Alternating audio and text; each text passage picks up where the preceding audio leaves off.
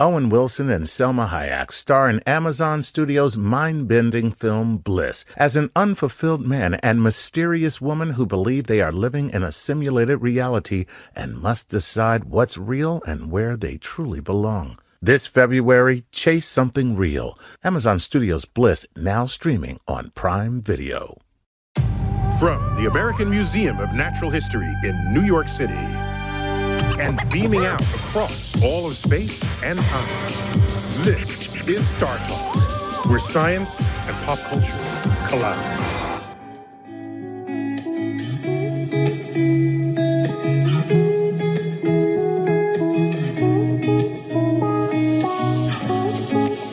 This is Star Talk. I'm your host, Neil deGrasse Tyson, your personal astrophysicist.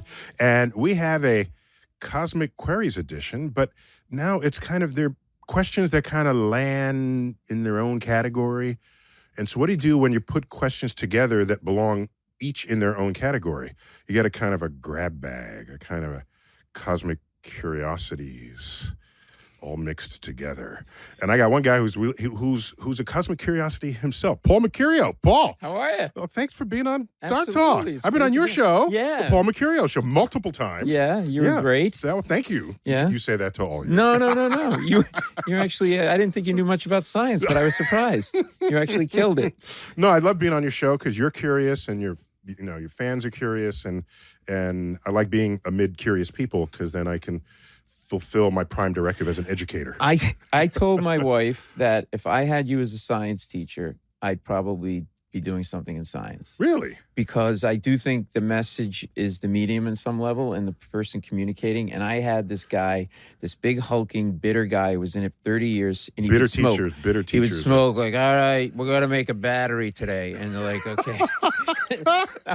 What an exciting thing. Yeah, I remember 8th grade. I'm like, this is the worst. I got a C in chemistry. But anyway, the way and I know you come on with Stephen Colbert a lot and I work on the show. He just loves. Right. You're the warm-up guy. Yeah. But he brightens up when you come on. Like in rehearsal, who do we have in there? Oh, God, that's great. I don't have to do anything. I'll just ask one question. He'll talk for 2 segments. So you have a big fan over there. Yeah, no, it's excellent. Excellent. Yeah. So you collected all the questions. These are questions from gathered from the internet. Right, along with They're not Lindsay. Specifically solicited because they're leftovers, really. Oh, okay. They're like the leftover I'm a leftover podcast. guy. This is about right. What did you want to call this? The cosmic catch-all. Catch-all. The cosmic catch basin. Cosmic trash bin. How about Paul's pathetic leftovers? Okay.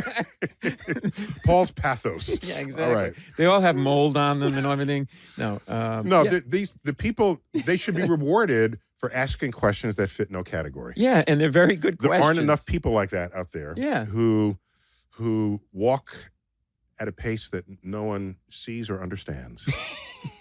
That's a good way of putting it. No, there's a quote from Nietzsche. This is one of my favorite quotes ever. Mm-hmm. Those who were dancing were deemed insane by those who could not hear the music.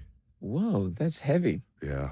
I think we should end the show there. We're done. I don't think anything's gonna top that. Think about it. If you're looking through a glass wall and you don't hear the music, what are people? And that's so true. They're just jumping up and down, waving their appendages. All these people are having seizures, apparently. They're seizures. And if you don't know they're playing music and you can't hear the music, yeah. You think they're insane. It's definitely a good point. Because so therefore, I respect people who think differently. In fact, one could define genius that way. A genius is one who sees what everyone else sees, but thinks what no one else has thought. Were you always like this as a child? And I'm not trying to make a joke. No, because like you're one of the most. Are you psychoanalyzing me, man? No. I'm just curious. Tell me about your parents. Tell me. That's what this sounds. What? Okay, go ahead. I know. I'm curious because of how you're so well versed, not just in astrophysics and science, but in pretty much everything. And I'm just curious. No, there's plenty of stuff I'm not versed in. I just don't talk about it. There's huge gaping holes. But if I don't talk about it, you don't know how unversed I am. That's in good PR. Yes, I'm just saying. Yeah. No, anyway. No, you know what it is? You know what it is. And I mean that as a compliment. I'm not trying to be funny. Yeah, it's hard to know if you're complimenting. No, I'm sure. Carol, did I just compliment him? He's asking his wife in the peanut gallery. Yeah. Was that a compliment? of the spectrum of comments that come out of your husband's mouth, that counts as a compliment. Okay, I hate to be in your home. Oh, God. All right, no, we got 3 segments of this. We got more. Okay, let's Okay. get some first questions going. Okay, all right. We're starting with our Patreon folks. Patreon folks, gotta priority thank people. them. Gotta love priority, them, right? the priority Patreons. This is John Callahan. Mhm. Is the name Big Bang a misnomer? From what I recall, we don't actually have any evidence the Big Bang started with an explosion like a supernova or a black hole merger.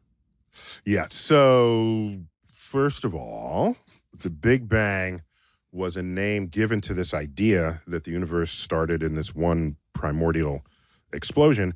It was given pejoratively to this idea by proponents of what at the time was known as the steady state theory, hypothesis of the universe. One where the universe always was and always will be, even though it's expanding, it's always been expanding. And matter is spontaneously created in the vacuum to fill in for where space is getting thinner. Okay. So that you'd always see a universe that looked about the same. This is called the steady state hypothesis. You could get that out of Einstein's equations of gravity. That was allowed.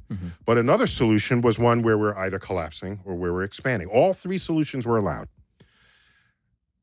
The one with the Big Bang itself, it was an equal competitor to the steady state theory for decades until we finally got some evidence to support the Big Bang, and that was the famous cosmic microwave background. This is a leftover signature from an explosion that started in one hot primeval fireball. 13.8 billion years ago. Thank you, sir. Okay. You don't need me for this. No, that was the only thing I remember. Sure, it was 13.85. You're showing off now. No, I You're showing off. Okay. Right. So it was given as a funny pejorative name, but it stuck, and Right. if it fits, it fits. Now, it's not clear how much noise it would have made, because just the expansion of space itself is not, that's not associated with noise. And space is vacuum anyway, and noise doesn't propagate. So if you don't want to call it the Big Bang, because it was probably made no noise, you think you'd fix that by now. No, you call it how about the main event? Let's get ready to blow up. Yeah, I think the big event, but Yeah. the main event. It's the Well, main you've event. talked about laws and theories and what used to be called You laws. remember we that? call Thank theory. you for that's a Right? that's a subtle point. In the old days, we'd come up with an understanding of the universe. A new law has been discovered. That's a very exciting time in science when that happens. And then you learn later on that with better instruments and more tools and deeper thinkers, that what you came up with as a law was a smaller subset of a larger understanding. So you shouldn't call it a law. Right. But it works. Right. So we just use the word theory for everything that works now. Right. Well, And if you just have an idea that hasn't been tested, we call it hypothesis. Paul's hypothesis. Right. Well, there's a lot of those. Paul's BS hypothesis. But there's something Bologna you said sandwich hypothesis, right. Exactly. There's something you said in this context. You said, this is a quote of yours, what happened in the 20th century is that we came to learn that whatever we determine to be true about the universe may only be a subtext of a larger truth. Yeah, that's right. Not that would later shown to be wrong. Right. So it's not like science goes from one truth to another truth, discarding previous truths. Right. Not the physical sciences, at least. Not since the 1600s have we been in that situation. Right. Before the 1600s, that's about when the methods and tools and practices of what we now call modern science were forged. Galileo, Francis Bacon, folks said, if you have an idea about how the world works, you should test it. I don't care how it looks. Yeah. I don't care what your senses tell you. Right. Come up with an experiment that goes a little beyond your senses or extends your senses. Right. Galileo had a telescope. Leeuwenhoek had a microscope. You start seeing directions that were previously inaccessible to your sensory system. Right. Your eyes, your sense of touch, taste, smell. And so the universe comes to you now outside of the experience of your senses. Right. And the experiment then becomes the measure of what is true, not whether it makes sense. And one of my recent books, the front piece, the epigram or epigraph? I always forget what they're called. If you don't know, I'm not going to know. I just baptize people into this by saying the universe is under no obligation to make sense to you. Yeah. But but we're always in a state of subtext then in some way? Possibly. Yeah. There's some things we might know completely. Right. But let it be open enough to say this is a subset of a larger understanding. Newton's laws of motion and gravity worked.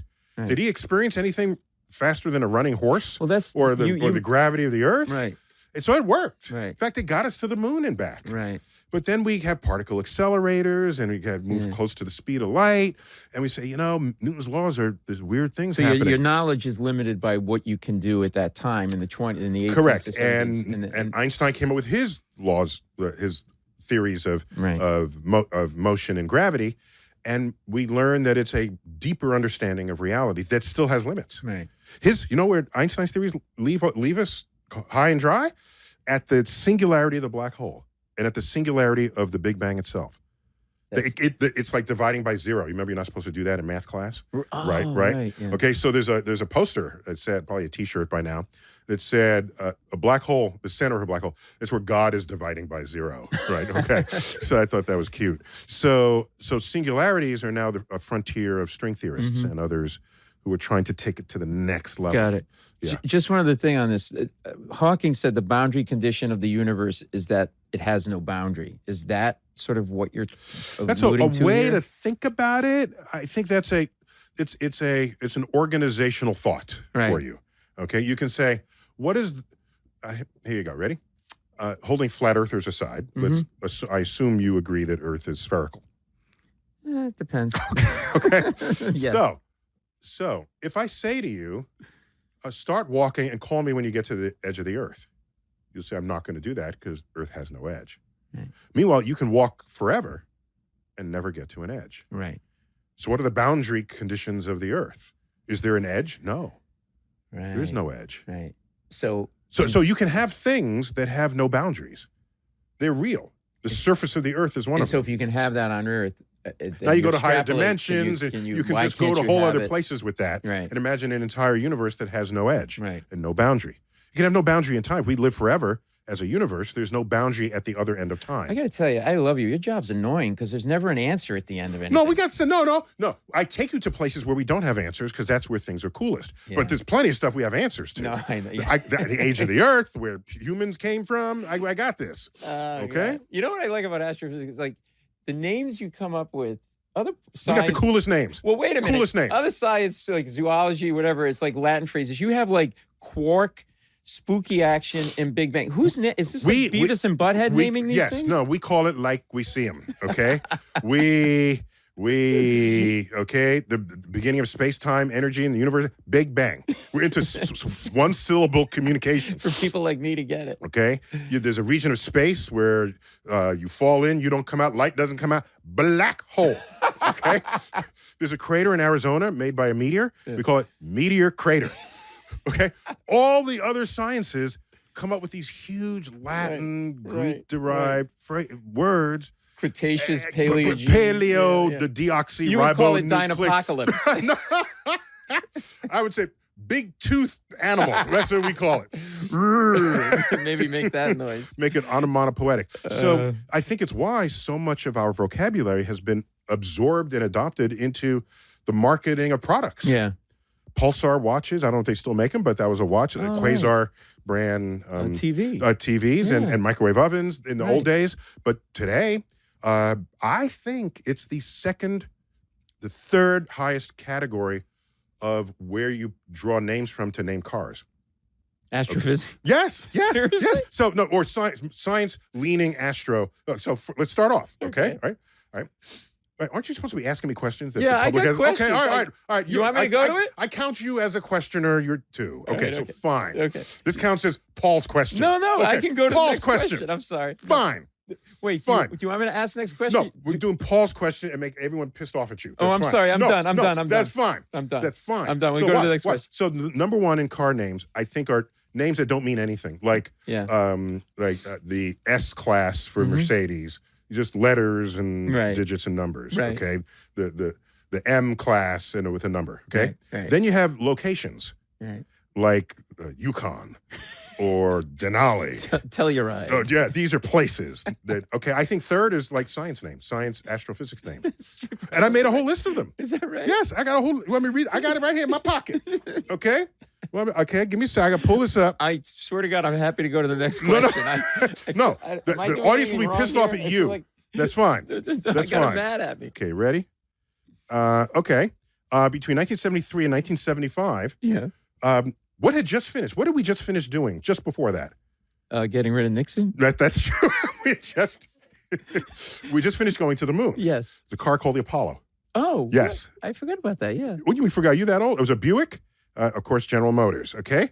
And then I got 2008 to 2009, the Saturn Car Company. Whoa. Start there, okay? They had a car called the Astra, which is basically star in Latin, okay?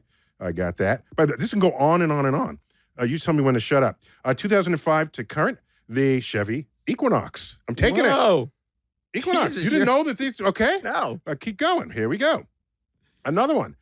Saturn, going back to Saturn, which the car company does not exist anymore, but Saturn from 2003 to 2007 had the Ion. I'm taking it. The Ion. It's chemistry, but the sun is a ball of ionized gas called plasma. Oh, so you're okay. All stars are all right, ionized. I'll give you. It's a cousin, really. It's not. Excuse me, most of the universe is ionized. I'm taking it. Okay. I'm not giving that to you. This. Okay, the famous one here, 1962 to 1979, and again, 1985 to 1998, the Chevy Nova. That was the car we made out in. Oh, wait, for those only listening, you should say who you were making out with. Oh. Not you and I. Okay. My wife, Carol. Who was in the peanut gallery of this studio. Yeah, we went to high school together. And you made out. And the my Chevy mother Nova's not all that large. We had a Chevy Nova. Okay. And we would go. Okay, had a bench front seat. So yeah. You could do, it wasn't bucket seats. Yeah. You couldn't move the steering wheel. He's got the biggest smile. I don't think people know that a Nova was a star that had just blown up. I think Chevy, had they known that, they might have found it. Well, it also means no-go. No-go in Spanish. In Spanish. I got another 20 cars in this list. I just want to say, by the way, for those listening, it's proof. He has it on his phone, and he has so many that he must have did about 70 swipes. He just kept going and going and going. All right. Plus, ask me what gum I chew. Trident. Nope. Eclipse. Oh, God, thank you. Or Orbit. Orbit. I prefer the harder gum rather than the softer gum. Oh. Right. So you're really committed to your craft. And there's Moon Glow bath beads. You got Celestial Seasonings tea. You got Milky Way candy bar, Mars candy bar. Even though that's the name of the family, they named it Mars, and it's red. Okay, the packaging is red. I'm taking it. And that's all the time we have for today, everybody. We got 30 seconds left. What's the next question? All right, the next question is from another Patreon fan. Now that Paul blew the entire first segment. One Hive Gazette asks, will space tourism require some fundamentally new technology to make it affordable for everyday people? This is Patrick Folis in Mill Creek, Washington. And we will get to that question in the next segment when we start talking to you.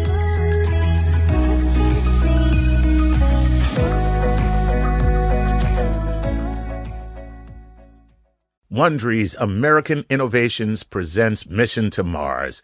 This season explores what advancements have been made and what it will take to send humans to Mars. On July 20th, 1989, President George Bush announced his vision for a manned mission to Mars. Nearly 3 months later, NASA published a complex 30-year plan to get humans to Mars. However, Congress refused to authorize the spending, and NASA's manned mission to Mars was grounded before it could even start. Over 30 years later, the power of government and big business necessary for such an undertaking is finally starting to come together.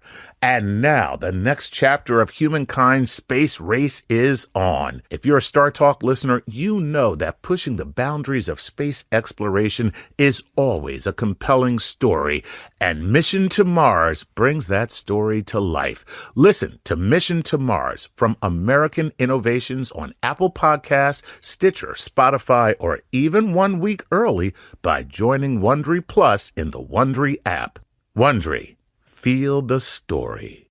With Masterclass, you can learn from the world's best minds anytime, anywhere, and at your own pace. You can learn photography from Annie Leibovitz, or writing skills from David Sedaris, or even up your tennis game with Venus Williams. With over 90 classes from a range of world-class instructors, the thing you've always wanted to do is closer than you think. You can even find a course from world-renowned astrophysicist Neil deGrasse Tyson on scientific thinking and communication. And each class is supported by downloadable materials, lessons, or recipes, and more, all available anytime, anywhere on iOS, Android, desktop, Apple TV, Amazon Fire TV, and Roku. I took the class on the art of negotiation with FBI international kidnapping negotiator Chris Voss, and now I can't wait to be abducted. All right, seriously, I learned a lot of things that I never considered, and I highly recommend you check this out. Get unlimited access to every masterclass, and as a Star Talk listener, you get 15% off an annual membership. Go to masterclass.com/StarTalk. That's masterclass.com/StarTalk for 15% off. This is Star Talk.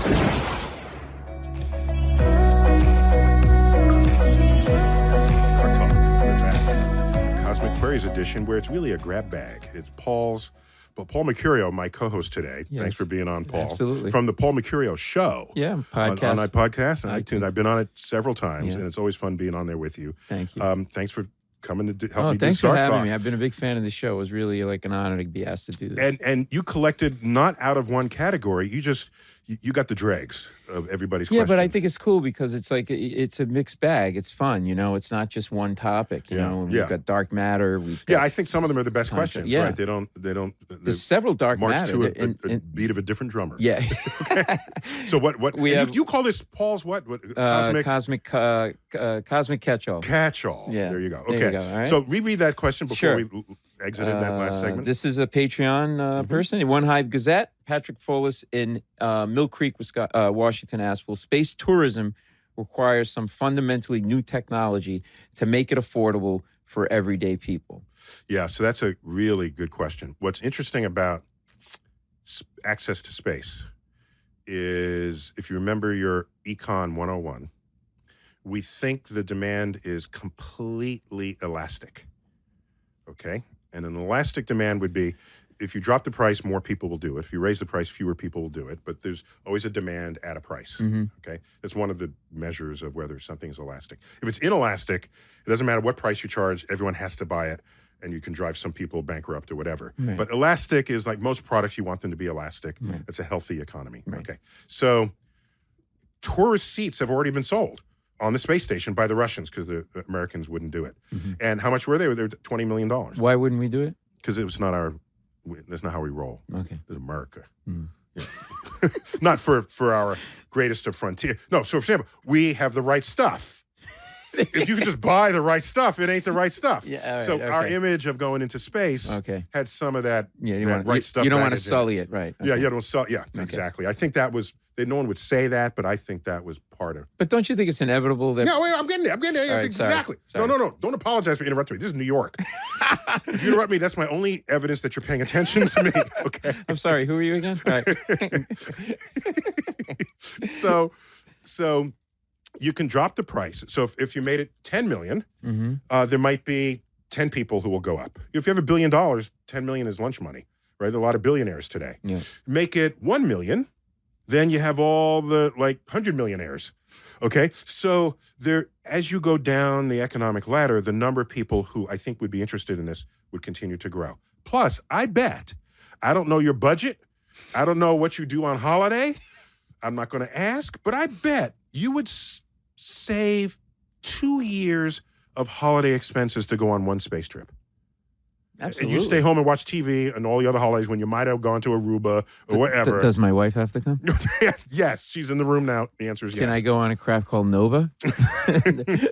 So I think there's a price that you just keep doing this. Then, if there's a price below which it can't go, make a lottery. Oh, interesting. Yes. So let's say you can't get it below $1 million. Right. So you sell 1 million lottery tickets for $1. You can do that every single time. How low? Every single seat will go for $1. Well, you can sell for $1, and you get the one person, and that's the $10 million it pays for that one person seat. You could You could do that every time. How I'm low certain do of you it. think the price could go realistically? It's tough. It's tough getting into space. Yeah. It really is. Yeah. I don't know. It's tough. Do you trust the technology on the private side to get it right and do it right? Do You mean to not kill you? Yes. No, people will die. That's what happened with the first airplanes. People die. Right now, people. You're a bad commercial for this. No, it's just how this works. Go to space, die. No, go to space first, die. Okay? People At said least you went. People said if Elon Musk, has a spacecraft to Mars, would you take the first spacecraft? I said no. I wait till after he sends his mother. Okay? Wait, and brings her back. Right? If he can do that, then I'm going on the trip. I'm bringing the fam. God. Get a good Netflix account and occupy the 9 months to get there. We're gonna move on. Listen, I believe in science. If you can make Disney World affordable, then I know we got something. Yeah, going so on I in think science. you'd have to do lottery if the ticket doesn't come down to the $1,000 vacation that we would all take, paying for an airplane and rental car and a hotel to go to a beach. You're dropping anywhere between $1,000 and $5,000 for a family that you might have saved up to do. And I don't see it getting that cheap. I don't see that happening. To me, it's come faster than I thought it would. I mean, there was talk about. It seemed like it just talked about a few years ago, and suddenly, like, we're close to making this happen. Yeah, and so as a thing, we'll watch the rich people do it first. By the way, rich people were the first to fly in airplanes. This is how. Point. That's a good point. The first president to do it. That was headline news. President flies in an airplane. Okay, quick prediction, then we'll move on. How many carry-ons am I allowed? I think right now, access to orbit costs $10,000 a pound, no matter what it is. Whoa. Yes. So I can't do that fake, I have an emotional problem, can I bring my dog? Well, then you pay $10,000 a pound for your dog. So a lot of chihuahuas are on this trip. Forget. You get the bloodhound and the Great Dane. You have a Great Dane on a weight loss program. You want to go to space? Run. No, that ain't happening. No. So $10,000 a pound. Elon Musk is trying to get that down, but I don't think he's going to get it to $1,000 a pound. And what do you weigh? 150 pounds? Yeah. So there'll be $150,000. Right. Way less than $1 million. Yeah. But and I bet if you weighed 160, but you could drop to 150. You do that to save the $10,000. Absolutely. To go into space. So I'd go on naked just to save the weight on clothes. All right, we're going to move on. So you talk about carry-ons, there better be some seriously important carry-on. Can I take my bowling ball on? That's going to cost you $15,000. Right. No. Oh, God. All right, we're going to go on to another bowling Patreon. would be hard in space, by the way. Just if we're going there, leave your bowling ball at home. If you get a strike in space and you don't hear it, did it happen? If you got a strike in space and you didn't hear it, you'd be bowling in a vacuum with a spacesuit on, and that would be weird. We would make a place where there's air and you could breathe. Okay. We would do that for you and your bowling ball. All right. You. Okay. And one other thing, real quick. I saw you were talking about something, and you talked about the movie Gravity, and you made the point that Sandra Bullock's bangs. The bangs always pointed down. Hilarious. The bangs knew where gravity was. Everything's floating around. Everything's floating around. The bangs didn't budge. That angered me irrationally. And I'm whoever sorry. cut it, like, immediately went to her face and just, she looked great. You're right. They were down. They were perfect. They were straight. Everything around her. Now, was I wrong to go there? No, you were totally right. Here's my thing. Let me just defend myself for the moment. If you look at any picture of somebody in space who has long hair, the first thing you notice is that the hair is everywhere.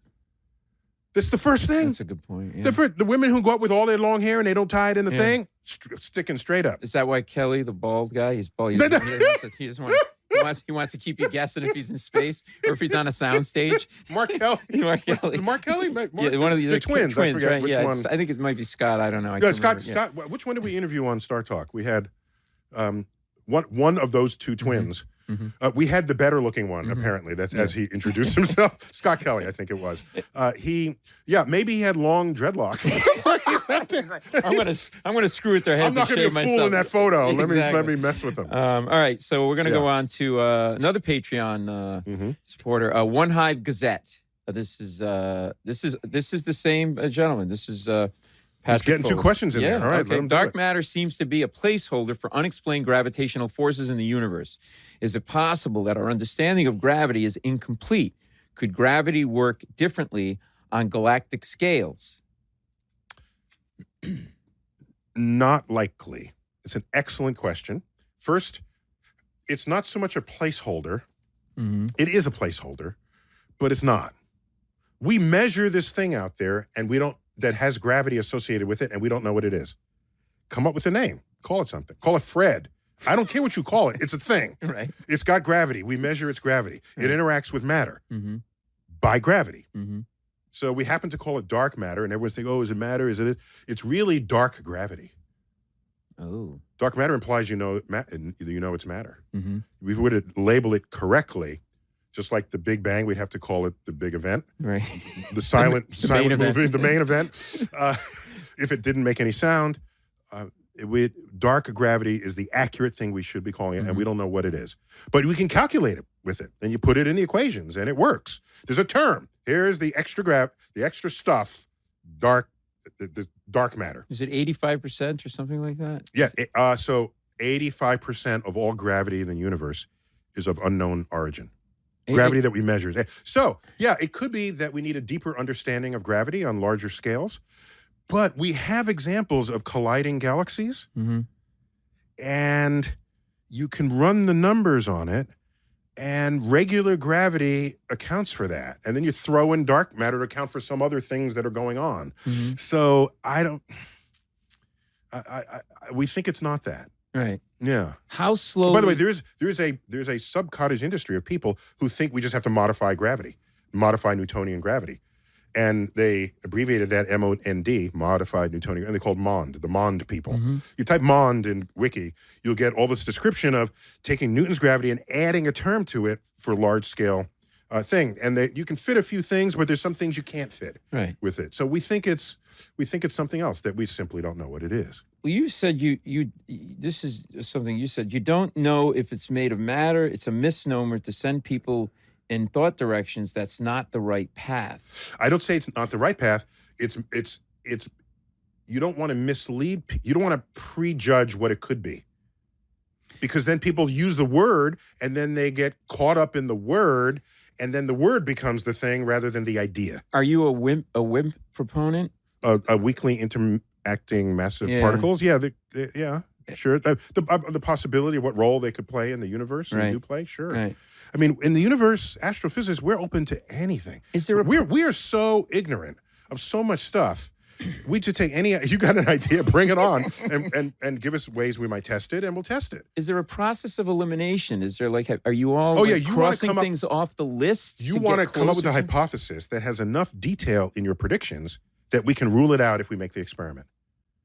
If you just say, oh, it could be just something that's there when you don't look at it, but then it's there then give me a prediction. If you don't have a prediction, it's not useful. Okay. So there are hypotheses that are put on the table. The more fuzzy-wuzzy they are, the less useful they are, and you just discard them. It's the ones that say, if this idea is correct, you should find this if you look in that direction. And then we do it, we find it, hey, you're onto something. Give me another prediction.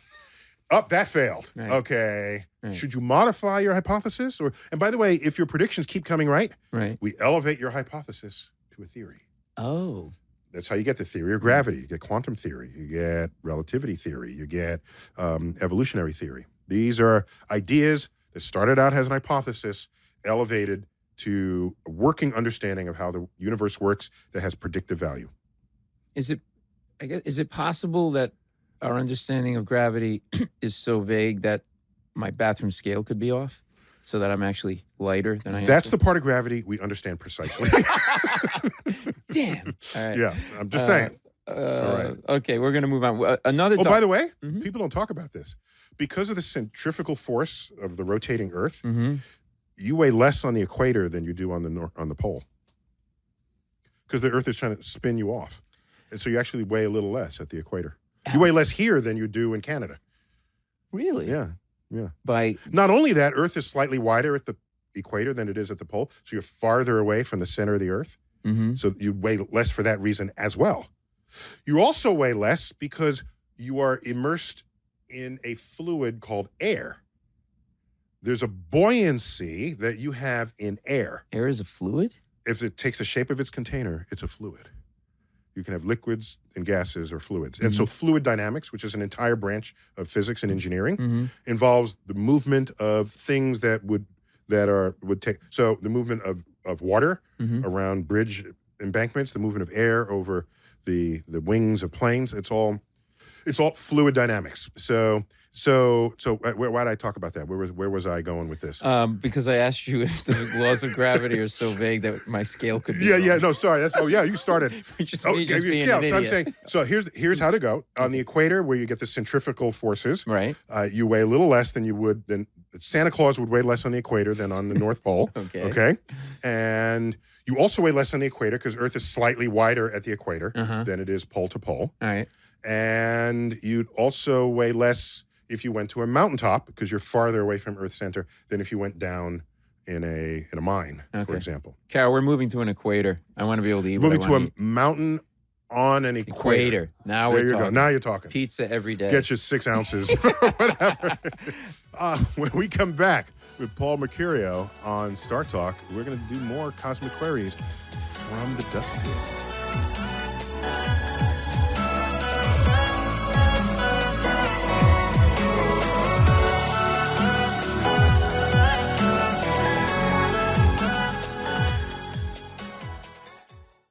Hey, we want to shout out the following people who support us on Patreon and help us as we make our little journey through the cosmos. Valentin Elizalde, Wilson Teixeira, and Julia Leshik. Thank you so much, guys, for supporting us. And if you want your name shouted out, go to Patreon and support Star Talk Radio. Bringing space and science down to Earth.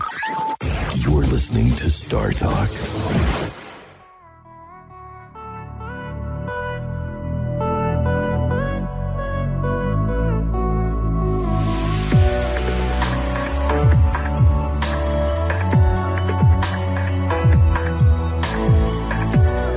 Star Talk, we're back. Paul Mecurio, on loan from the Paul Mecurio Show. Did you allow yourself to be loaned out to us? Okay, you have to check the authorities on that one. I bought myself a car service and everything. Yes, I got permission to be out just for the day. Just for the day, they let you out. I said, please, it's Neil. They're like, all right. And you brought your wife. She's in the studio with I us did. here. My- Welcome. Tell me your name again. Carol, welcome to Star Talk. Yeah. So you got some more questions for me. Let's go. do. From the dustbin.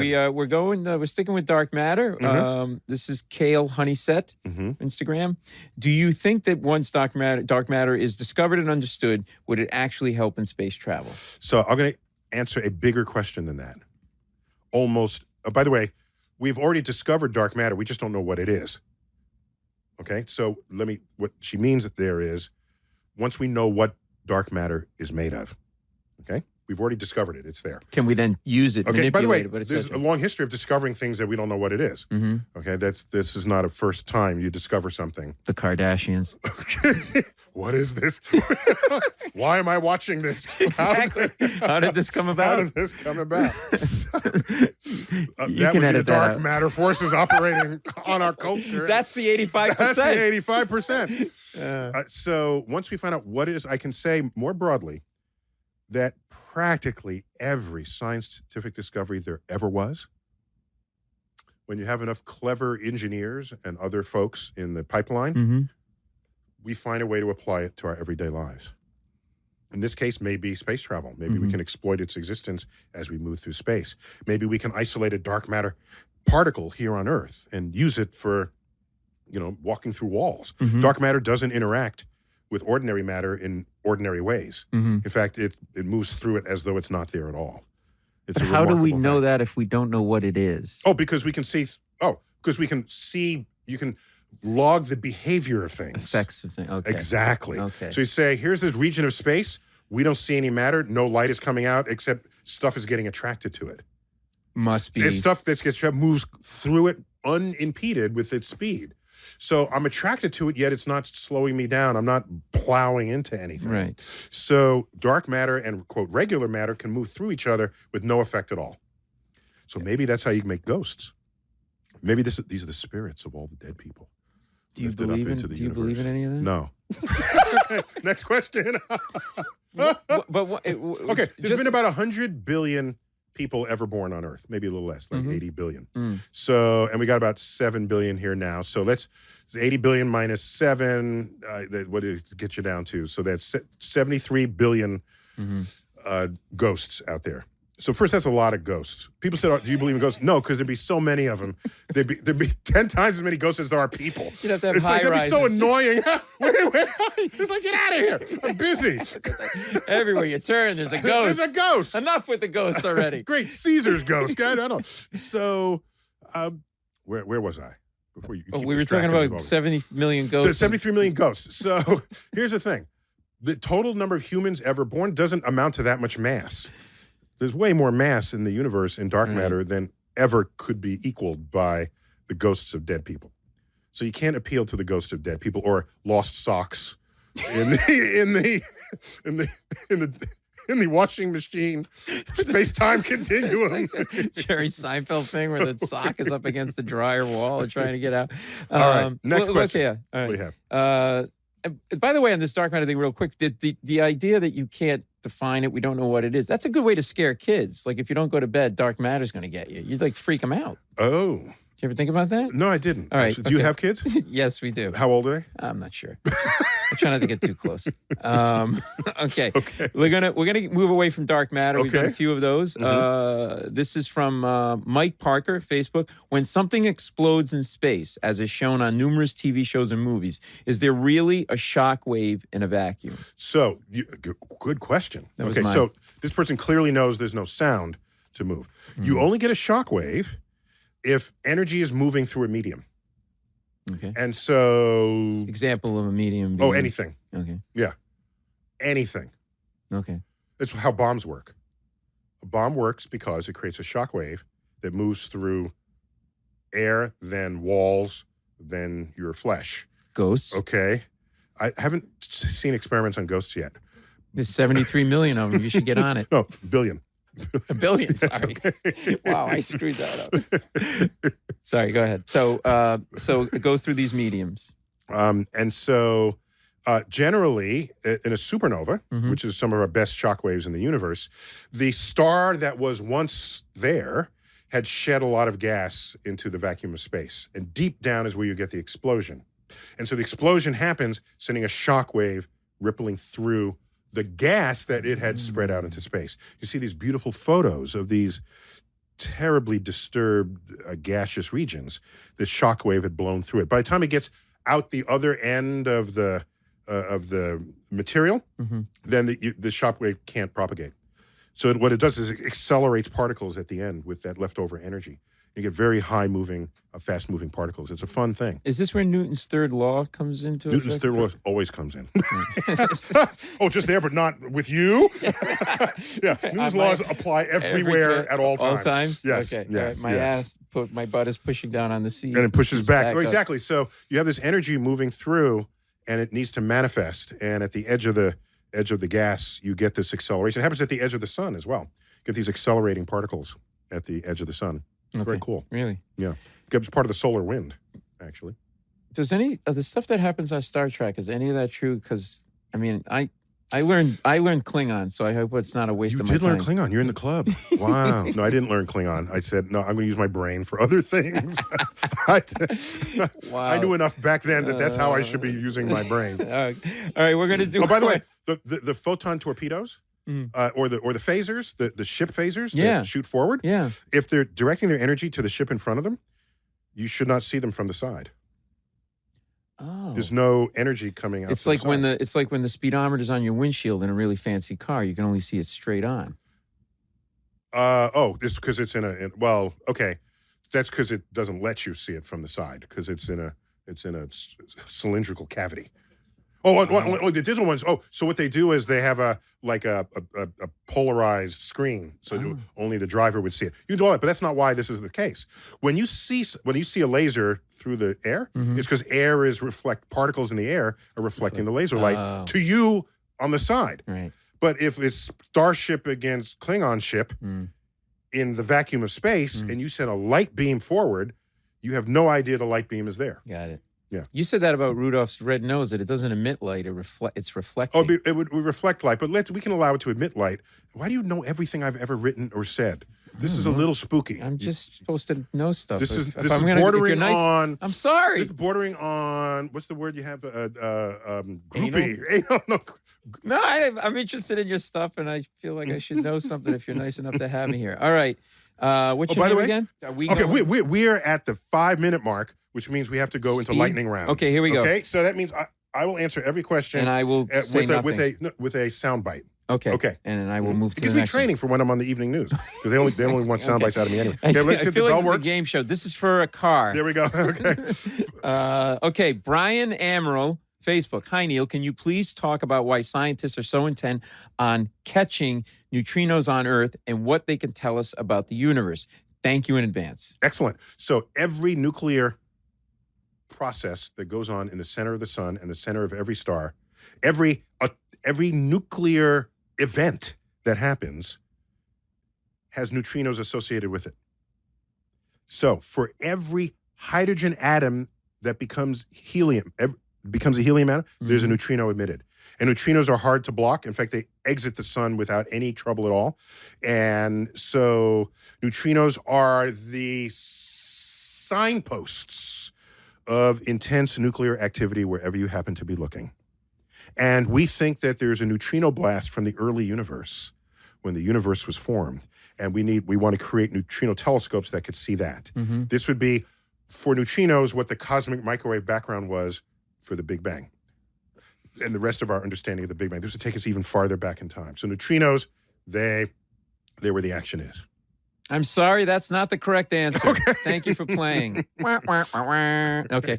We're going to Miriam Sisalm. I'm sorry if I'm butchering that. That's right. Chuck Instagram. Nice is usually here and messes up every word. At every present, how accurately can we intercept possible signals from intelligent aliens? Excellent. Here's the problem. Let's say you assert that they're going to communicate in this frequency.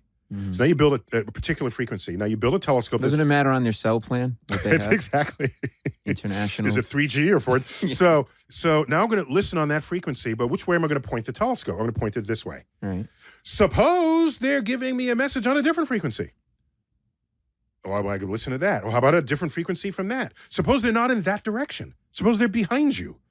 Are we eliminating Suppose they sent the possibilities? message 10 minutes ago before you started listening. Right. You were in the shower. You didn't This hear is it. called the parameter space of communication. And are they using your frequency at your time from that direction? And if it all has to match up. So you need a detector that can listen to all frequencies. You need to look in all directions, and you need to look at for all of time. And we don't have that. We're not there. Yeah. We're not there. Are we working toward that? It's hard. Okay. It's hard. Okay. Plus, suppose they sent us a message and it came during the Roman Empire. And no one caught the message because they didn't discover radio waves yet. And then nobody sends back a signal. They might conclude there's no sign of intelligent life on Earth. Yet you had the entire Roman Colosseum and statues and what we call intelligence. So, yeah, just no. Okay, let's get some more in. Yes. Luke These answers are too long. I got to make them even shorter. Go. Luke the Inventor, Instagram. Do you think if people traveled closer to the edge of the universe with a huge telescope, they would be able to see past it to the other side? And will they see a giant fetus and then an old man in a white bedroom? And what does that mean? No, I'm just kidding. That was my Space Odyssey. Yes. If you travel with a huge telescope edge, will you be able to see past it to the other side? And what would they see? We are bound by the horizon established by the speed of light. And so if you could travel faster than the speed of light, you could then get ahead of the signal that came from your past. And then see You just things blew in the my past. mind. Okay. No, seriously, say But that right again. now, we don't know how to go faster than light. Right. We don't have wormholes or anything. So you're stuck in your present and in your future. But the moment you can travel faster than light, you can get ahead of the light beam that you created in your past and be able to see your life unfold before your eyes. Next. I don't know if I'd want to see that. I don't know what you've been into. Okay. Shava Bello at Emily Luris, Instagram. What obstacles do you think space tourism will face? Here's one no one talks about. Okay. I send you up in space. You are weightless. How many of us have experience being weightless? None of us. By the way, it's the experience you get on an amusement park ride, except more so. And so in space, if you throw up, all your vomit continues to float in the air and doesn't go into a splatter diagram on the ground. Right. Okay? You ever go, you see You know, 3 a.m. You take pattern. the fun out of everything. You walk the streets outside of bars. The throw-up pattern is very clear. Okay, They are different, but they're also generally. they're all different, but they have there's a general recurring geometric pattern. Okay, there's always some carrots in there in the middle somewhere. All right, that he ate 7 years. you ago. know that, right? So we trust gravity to gather the vomit in one place. Right. But in space, when you're in 0G, it's everywhere. So if you have all these newbie tourists throwing up everywhere, it will smell, it'll get in your hair, it'll just be But nasty. don't you have to put them in a centrifuge and get them all like that thing and get them used to it? That gives you extra gravity when you're in You see how I did the astrophysics thing? I went You did the sound thing that you would not hear in space. Right. So You really do ruin everything. Okay. All right. Give me one last one real quick. Okay, Julian Garcia. Okay, we know where the center of the galaxy is, but does anyone know where the center of the universe is? Ooh. There is no center of the universe. The center is, in fact, everywhere. You want the center of the universe? Go back in time. Me. 3.8 billion years. Ask my wife. I tweeted that one. I said, there is no center of the universe, so you can't be it. Okay? That's great. So if you want to think of a center of the universe, you have to go back in time when we were smaller, 13.8 billion years ago, when all the universe was in the same place at the same time. Think of that as the center. But then we're all at the same place at the same time. So now as we expand, the center of the universe is everywhere. Yeah, and that place is like a fraction. No, of I'm just saying it is now everywhere. That center of the universe is now the entire universe. Got it. Because we were all in the same place at the same time. Now, that being said, just because a thing exists doesn't mean it has to have a center. Where's the center of Earth's surface? Tell me. The corner of 88th and Park Avenue. Paul, we got to end it there. Paul from the Paul Mecurio Show. Yes. Thanks for I'm glad. Thanks for coming to our show. Oh, thank you for having me. This was really, really and you fun. You got to have the coolest gig in the world, warming up the audience for Stephen Colbert. Yeah. The CBS Ed Sullivan Theater. Yeah, it's a really cool theater. Yeah, and it's always fun. good to see you there the several times I've been on the show. Yeah, I try to come by and say hi. And they've been nice enough to have been on the show a bunch of times too. It's great. Yeah, Stephen and I go back to the Daily Show together. So cool. It's really great to see how the shows like come together. You know? Yeah, exactly. And he found his groove. Yeah, because he's not a stand-up. That's not his thing, and he really he got it. Got it. Yeah, and you're always so great on the show. Oh, thank you. Daily Show, Colbert. Thank you. No, it is a high compliment. And by the way, you see them all. Oh yeah, because when a guest is like the staff hangs out around the TV. I don't. I'm not a big fan of yours, but no, they do, and like. You work on it. Sometimes people look at me, who's on the show today? I'm like, I don't know. Like, it's like a job, right? But like, you should know that. Like, okay, Neil's on, and everybody's standing around the thank TV. You. I try to say something interesting about the universe. I'm glad sometimes it is. Absolutely. All right. Absolutely. We're done there. You've been listening to, possibly even watching Star Talk. And I, your host, Neil deGrasse Tyson, as always, bid you